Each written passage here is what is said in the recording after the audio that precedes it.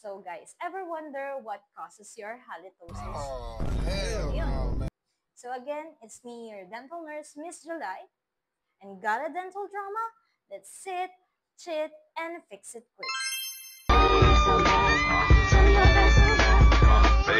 So, wait, ano ba yung amoy na yan? Ang baho naman. Mag-toothbrush yan. Hey! So, guys, as you can see sa video, very hygienic si ate. And, maybe, that's the reason why nakaipon siya. Oh, wait. Hindi ng pera, kundi ng bacteria and food debris sa kanyang lalamunan. And this causes halitosis. Ano natin ito mapiprevent? Pagkakaroon ng halitosis, simple lang. Regaluhan mo yung kakilala mo ng floss, toothbrush, at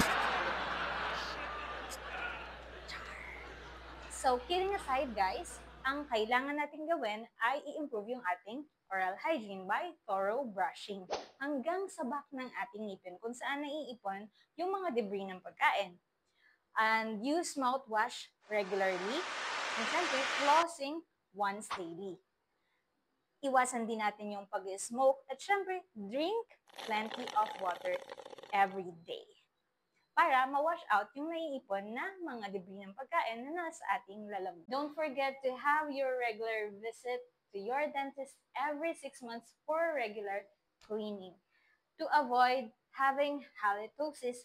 And of course, before I end this video, hope you learn from it, always remember that even on your busiest days, your smile deserves a royal treatment. So shine bright like a diamond. Shine bright with majesty.